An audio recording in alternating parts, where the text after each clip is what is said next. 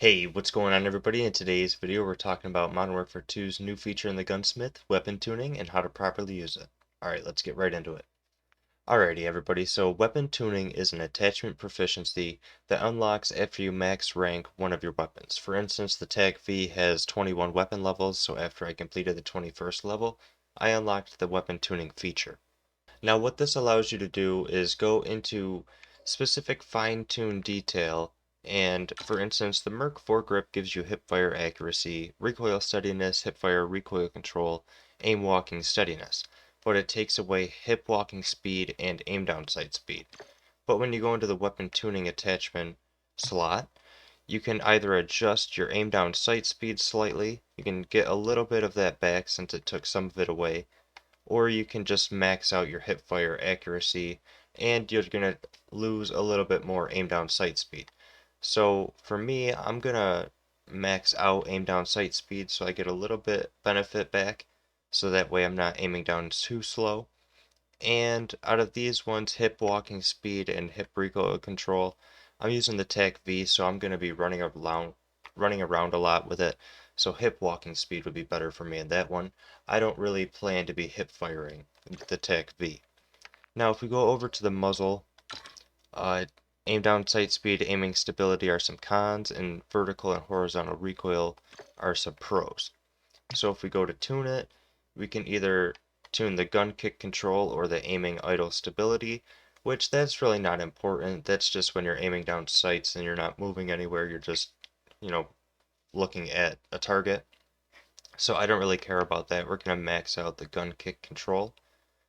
Actually, we're not going to max it out too much because as you can see on that accuracy slot, if I go all the way, it kind of creeps into that red zone.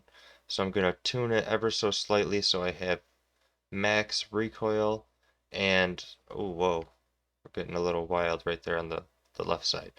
Max recoil control and max accuracy.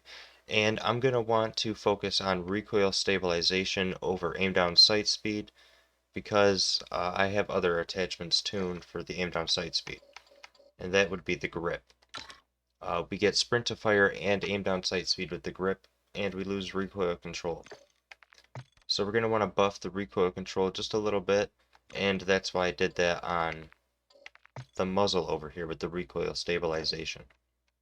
Now we're going to go over to the grip, and we're going to tune sprint to fire speed all the way, because again, aiming idle stability, it's not that important. It's that just fixed aim on a non-moving target, or I should say when you're not moving.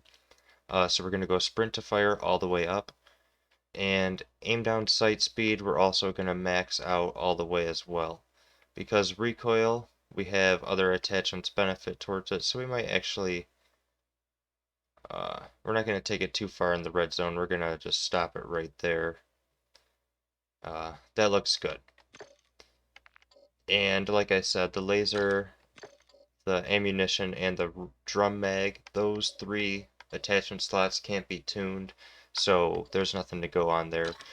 This just adds aiming idle stability, so out of all those attachments that we tuned the stability away from, that laser will give us a little bit of benefit in that aspect. So now let's go to the firing range. And one of the most crucial parts of the weapon tuning process, I believe, is going to the firing range and making sure you can handle your weapon properly after you just messed with all the attachment stats. And this is the TAC V. It's a battle rifle variant of the TAC 56, so the SCAR basically. And this has a lot more kick than the TAC 56 AR version. So I'm just not going to hold down the thumbstick at all.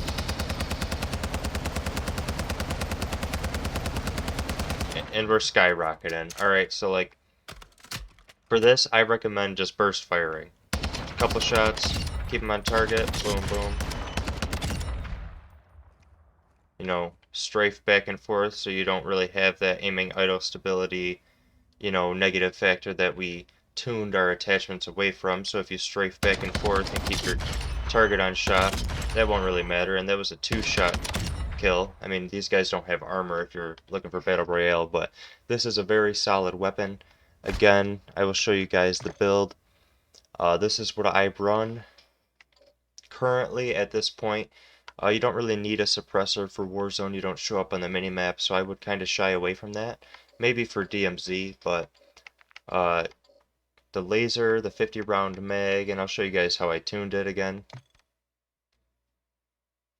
I'll just show it real quick.